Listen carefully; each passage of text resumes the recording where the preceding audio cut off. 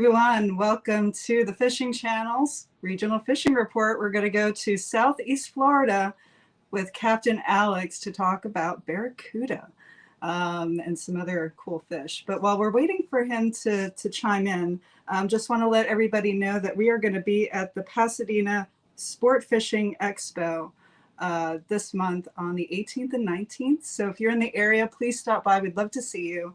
We're going to be selling our shirts and hook optic glasses. So we'd really look forward to seeing you then. Really quick before we get started on the fishing report, we're going to change things up just a little bit. And I'm going to put out a trivia question. Now, this is in addition to question of the evening. So you get 2 chances to win. Really cool. So tonight's trivia question is, before the Fishing Channel was the Fishing Channel, what other names did it have? And you can, I'll give you a hint, you can go on our YouTube page and scroll as far back as you can, and you'll get to see what the answer is to that question. There's more than one answer. So if you win tonight's trivia question, you get some really awesome old school tackle. So we have new tackle from Old School, and it's called the Drop Shot. And you get them in these 2 colors here, and they are 4 inches, and they are killer on getting pickerel and bass. So again, trivia question of the evening, in addition to question of the evening, is before the Fishing Channel was the Fishing Channel, what other names did it have? So we're going to bring in Alex. Hey, how are you, Captain Alex? What's going on, guys? It's great. We're going to be hit with some cold weather, so I'm a little jealous of you right now. It's hot. It's in the upper 80s and 90s. I mean, you can see the suntan. It's been bad. I could use a little bit of coolness right now. At least, I mean, lower temps, 70s, high 60s would be nice. And some wind, just to keep the rain. Yeah, well, it's been blistering there. I'm sorry? I think we have a little delay. I said, just make sure I'm sure you're protected out there, but anyone who's in Florida, make sure that you are safe. Put on your SPF, put on a hat, keep safe. Highly recommended. Right now, you need to have a lot of sunblock, buff, hat, gloves, pants.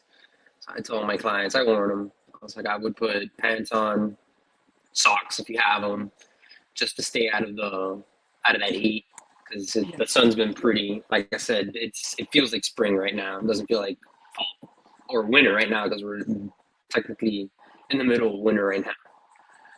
Yeah, there's some crazy stuff going on with the weather here too. But I heard everybody's freezing up there. Oh, it's a hit or miss. Sometimes it's 60 degrees, and sometimes it's snowing. It snowed a little bit yesterday, actually.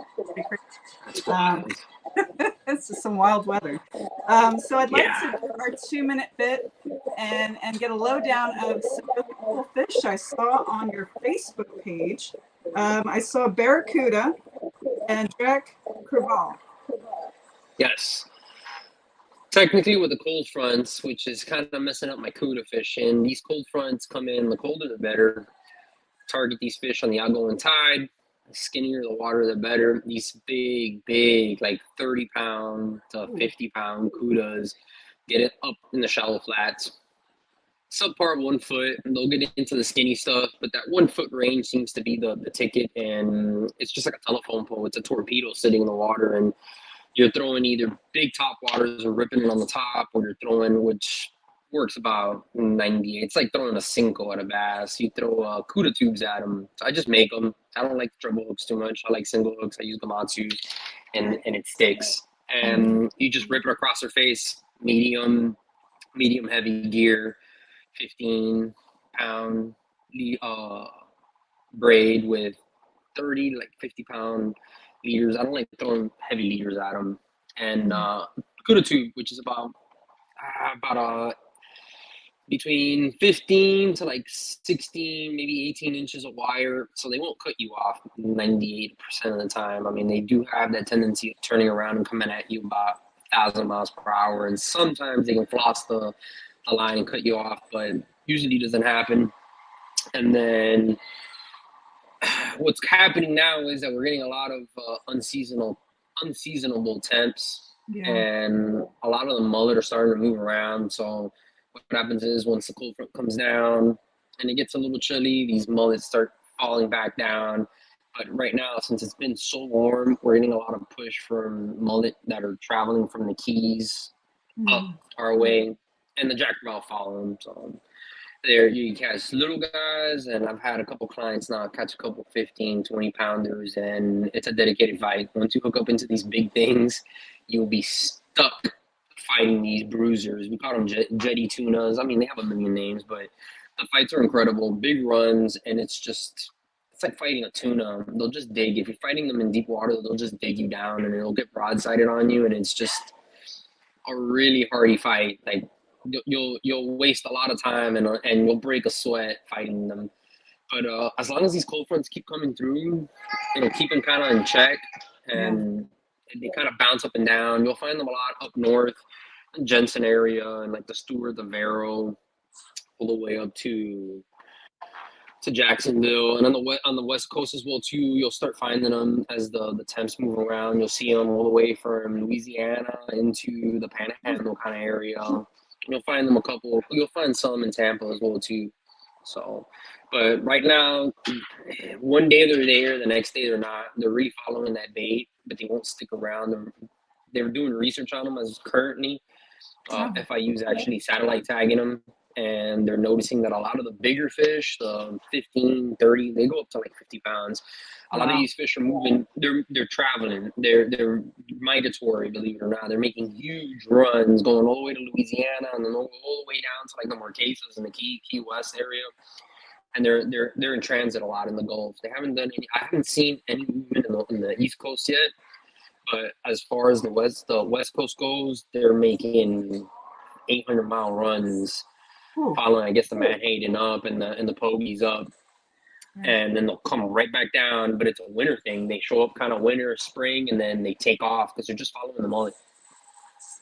But it's a great fish to target on top water. They love top waters. You can throw stick baits at them. You can throw big swim baits at them. You can throw live bait at them. I mean, if it moves fast and it rips and it kind of mimics what's going on, you can throw poppers at them. It's a real popular way to catch them as well too. As long as you can make a lot of disturbance and a lot of foam and a lot of noise with them, and just crank it in real fast, kind of like kudas, they'll wear you down. You'll get tired. I mean, you can catch 2 or 3 of them, and the fights are great.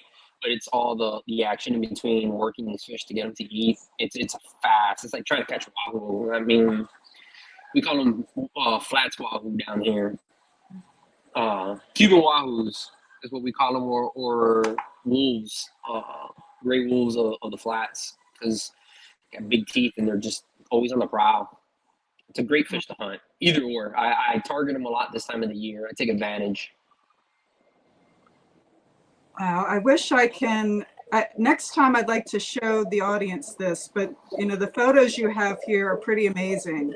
And you mentioned tuna. Is that why you call it, or it's called the Jetty Tuna because of the fight it gives, just like a tuna? Because of the fight, pretty much. Just a big tuna, and they just fight. It's just a beating of the tail.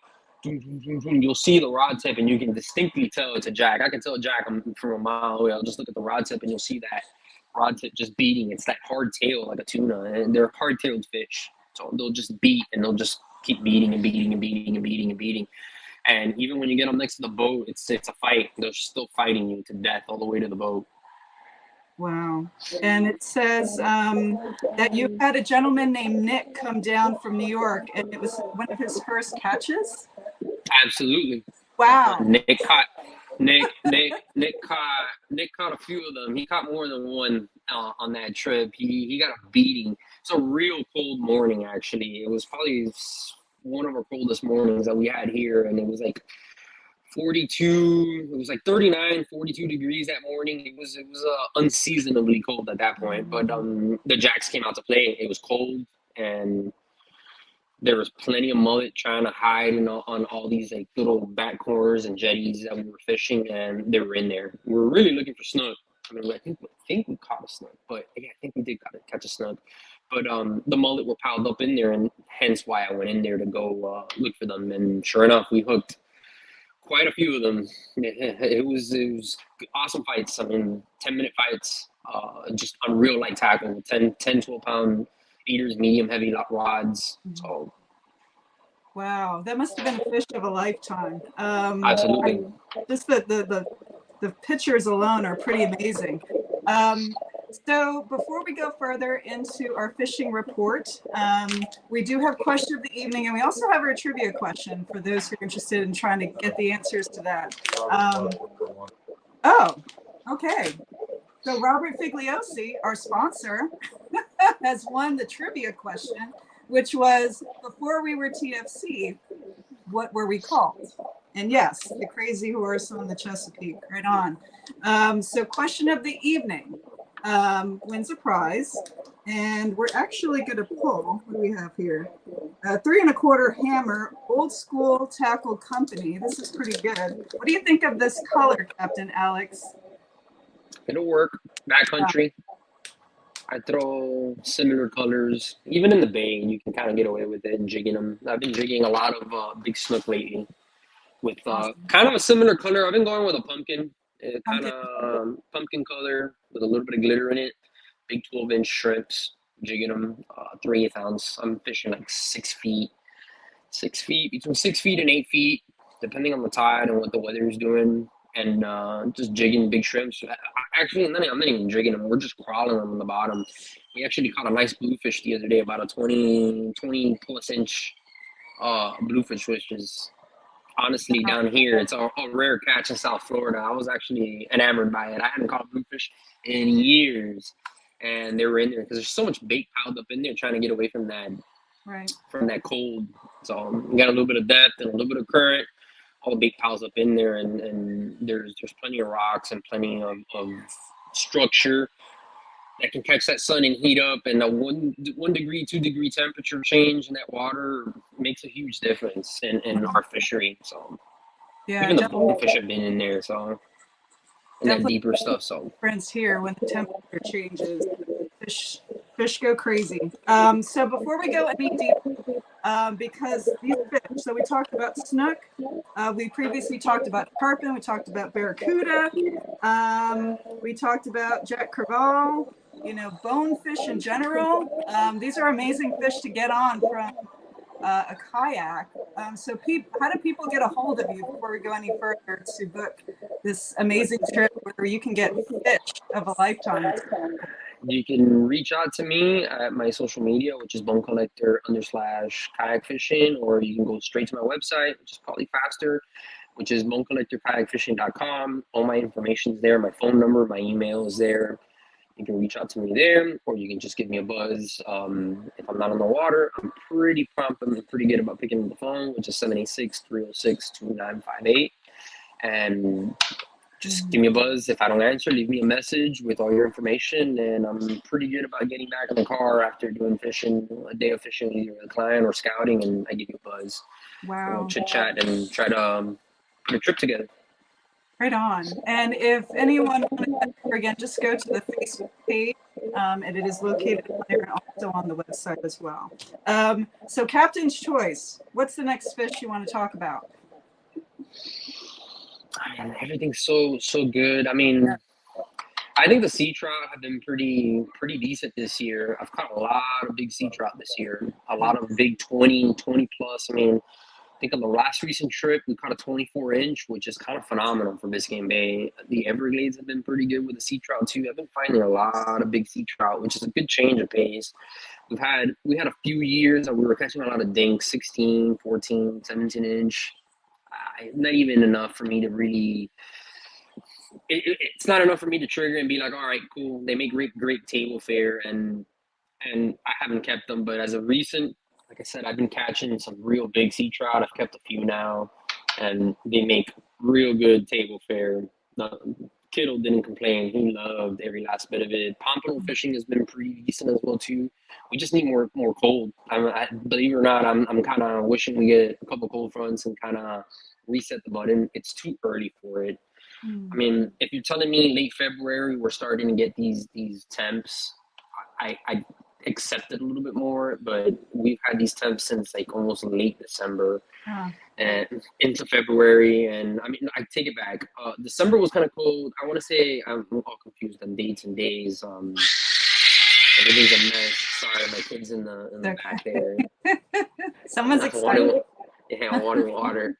My wife's trying to wrangle them. Since January, so like about mid-January, we've had unseasonable temps. It's just been ridiculously hot, and 90s. My car's red. I think there was a couple days ago where I got in the truck after fishing and my car was reading like 92, 94. And that's summer temps. That's springtime. It's too early for it. January was way too warm. We had 3 days of like really cold temperatures that one time that we had the 42s, and then it just bounced back immediately. And it's just been hot. We're now we're going on the second week of February and we're still hot. Looks like we have a question again from our sponsor, Robert Figliosi. When you tie on your jig heads, do you think it matters if you tie a loop knot or a tie knot? This is interesting because Robert was sharing with us some really different kinds of knots the other day. So it depends what fish I'm targeting. It really does. If I'm targeting snook, maybe bonefish every once in a while, I'll do it. Or sea trout, anything that lure needs to have a little bit more extra movement, then yeah. But tarpon, that's an immediate no-no. It needs to be locked in. You can't use loop knots. I don't know the math behind and the physics behind it, but I've put it to the test. I've used loop knots, and you'll catch them and you'll hook them, and the hookup ratio is fine. But for whatever reason, when it's a direct tie into that eye of that jig head, it locks in, and it's just the hookup ratio is 10 times better. It really is. So it all depends, to be honest with you. It all depends. I mean, I won't use them on top waters because they already have a slip ring in. That's enough movement already. I don't want that extra. I've noticed that you get tangled up a lot more. Your hooks tend to get tangled up on that loop knot or in that line a lot more with the loop knot. I think they have a good application. Like I said, I like them for jigs, and I'm looking for snook. If I'm looking for sea trout, I'm looking for something that I need to work that lure a little bit better. Right. If I'm using like something like a big jig, like a flare hawk, like a 1 ounce jig that I'm bouncing or crawling on the bottom, I won't use the loop knot again. It's a direct tie. I'll either use a uni to uni or like something like a perfection knot on it. But it really, I mean, I use it a lot, believe it or not. It's a staple in my boat and my repertoire since I'm always looking for tarpon. I mean, snook, trout, pompano. I'll use them for bonefish. I like them for bonefish. I want that shrimp to move around. Even if I'm using a dead shrimp, I'll use it on a J hook just because I want that bait to move around a little bit on the bottom, even if there's current or some wind and some wave action. I want that shrimp to look a little bit natural instead of sitting on that bottom static. I mean, you got current, trees and grasses moving. I want that shrimp to kind of any advantage that I think it works.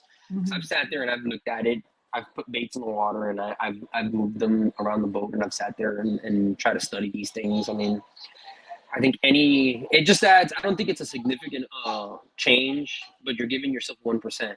And then if you keep doing the 1%, 1%, 1%, 1%, 1%, it starts adding up. So yeah. I think it's just a 1% that it helps. Yeah, no, it's great tips and strategies. Thank you. So one question I have, and again, we still have probably about a minute left for question of the evening to get questions in. When you're putting your shrimp on your hook, what do you recommend as putting the shrimp on the hook? Some people put it through the head, some through the middle, some people bite off the tail. What do you do? Lately, I'll snip off that tail. I'll snip it off. What you do is that if you snip it off from the side, you'll smush that shrimp. But if you get it from the top of that carapace and you go from top to bottom and you can snip it clean, even with your nail, or you use your teeth. I mean, live shrimp, I'll just bite it off and clean it off. And then what I'll do is that I'll run that hook. If it's a live shrimp, I'll run the hook just a little bit into that meat and then pop it up the top just to try to keep it high and kind of as weedless as possible. I've done the horn thing where you hook them up top to horn and then you snip off the horn. Yeah. That works. I think the shrimp gets a little bit more movement and it swims. I'll do that like in deeper water. If I'm fishing for snapper in deeper water, I'll do it that way. But it's, I think, a lot easier for fish to nip it off your hook or take it off your hook. Remember, all these fish have an instinct, which is to turn off that rudder. Sharks will cut off the tail of a tuna or a jack or any fish. They usually aim for that. Kudas do the same thing. Kingfish do the same thing. Slashing type fish do the same thing. And snapper kind of do the same thing.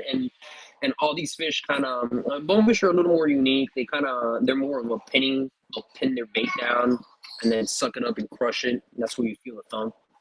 It's the crushers actually compressing that shrimp and paralyzing or pulverizing it. Really is what they do. Permit do the same thing. Yeah. But I mean, fish with a lot of teeth on them that are very predatory, that hunt things down, that'll chase things down, they'll aim for the tail.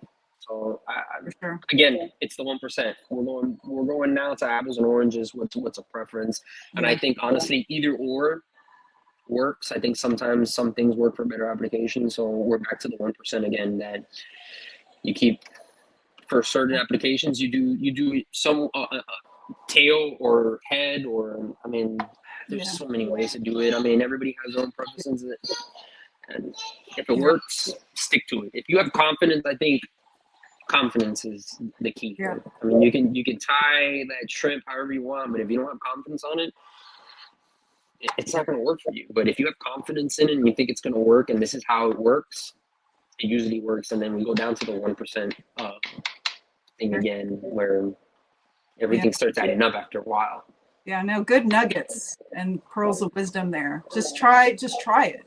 But we're running out of time, so we have to do question of the evening. I think there was only one question. And he wins it. Actually, that was probably going to be it, because it was a good question. No one really asked whether a loop knot works or not. So congratulations, Big. We know where to find you, so we will send you your prize. Thank you so much, Captain Alex. I appreciate you. I know you have a lot going on, and I hope that your sunburn will be okay. It sounds beautiful. I'll be fine. Thank you so much for your time. Really appreciate doing this with you. And thanks for everyone who tuned in. And stay tuned for the next fishing report with Crazy Horse. And I hope everyone has a great evening. And as always, fish on. Bye-bye. Bye, guys. Bye, lines. Bye.